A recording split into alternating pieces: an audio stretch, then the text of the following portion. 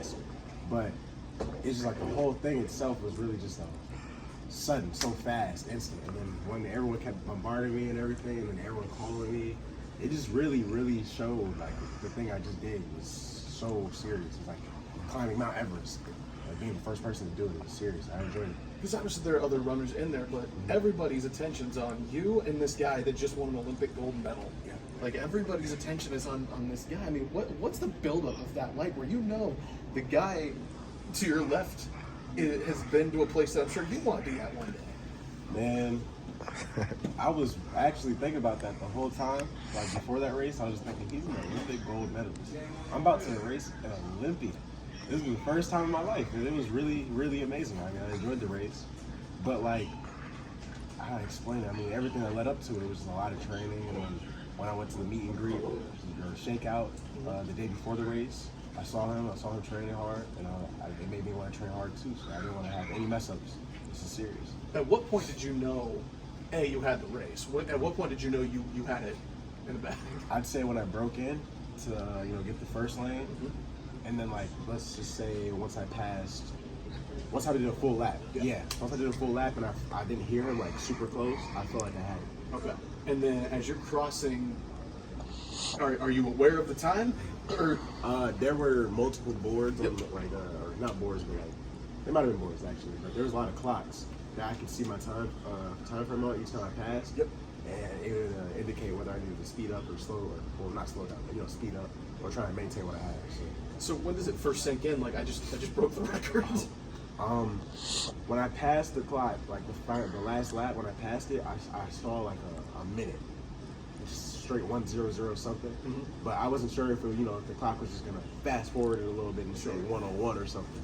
So I honestly didn't know until I looked up at that wall and I saw, I heard the commentary dude say, national record broken.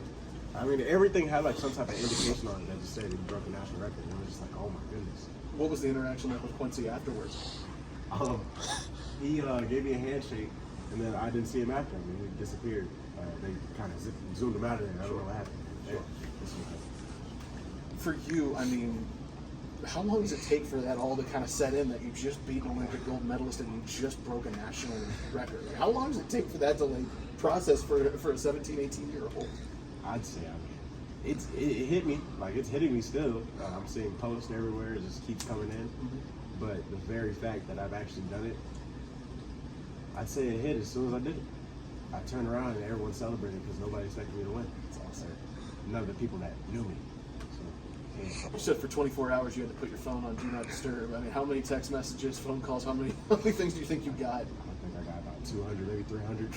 Just a lot. Calls, I don't know. But text, they just kept reloading over and over. My phone started lagging.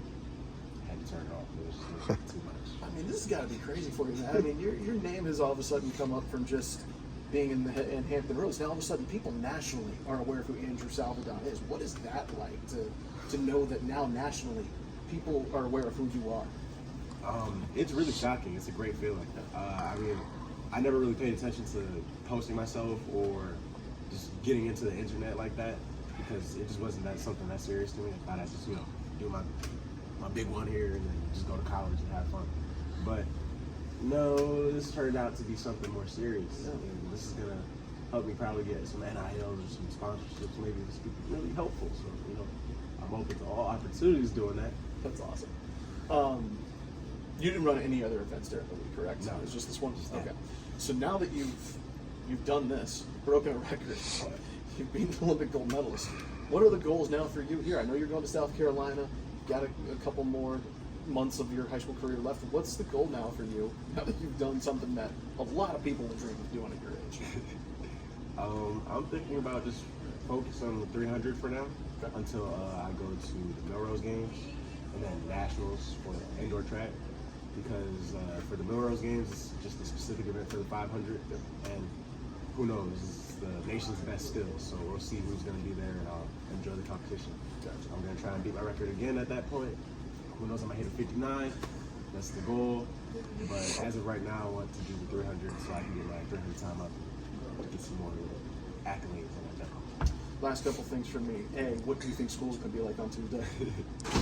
I got two ideas. I think it's either going to be a paparazzi, but just a whole bombardment of random people I don't know, or it'll be quiet until the end of school, like where all sports are at. We'll be in the cafeteria, and I think they'll just bummers. And then every athlete that knows what you just did. What I did is It'll be just a conglomeration of Snapchat folks. And then too, as you move on throughout the rest of your high school career, I mean, where does this rank in terms of just things that you hope to accomplish? This is number one. I mean, as of right now, this is definitely my number one. I didn't have a favorite race, or I had a favorite race until this. Like, this is now my top. This is what I desired, so I wanted. I always wanted to race Quincy. I mean, I've always watched him run, and I was just like, I want to be there. So this is my opportunity. I took it, and I had it. It's my dream. All right, I'm curious, what was the favorite race prior to this? It was my Dogwood Invitation. Okay. I can explain why. So basically, that whole time before the Dogwood Invitational, I was running 48s. So I felt like I was running slower than my sophomore year. I had already hit a 47 sophomore year, but I only ran that once. Okay. So I was like, that was my goal. I wanted that. So that day, it was raining, it was cold, and it was really, really foggy. So we ran, and I ran 47, 43, I think. And that was a PR. So I loved that race. And the same day, it was dark, and it was still raining. With the lights on, everyone's there trying to leave because it was just starting to come down hard. Yep. And I ran 47 again in a 4x4. So it meant a lot to us to be able to re-accomplish what I had, go beyond that. It's like one of those days that you maybe didn't expect it all come together. Yeah. This might be a stupid question. Did you kind of expect this? Did you have any expectations going into this? I had plans, or like I had like some type of image in my head, but I didn't think it was going to turn out the way it did. Okay. I thought it was going to be neck and neck the whole time. So you beat him by 2 seconds. Yeah. Yeah. That happened. I mean, I had a lead. I kept it. I didn't want to let go. I mean, I kept thinking about how Quincy's known to speed up and catch people whenever you don't expect it. So I didn't want that to happen to me. I just thought about the good things that could happen if I did win. So instead of being all worried about it, just imagine winning. It became reality. So I'm happy about that. It's awesome. That's all I needed, man. All right. That was great. For sure. Appreciate it, man. Oh, man. That's awesome. That's awesome. Like it.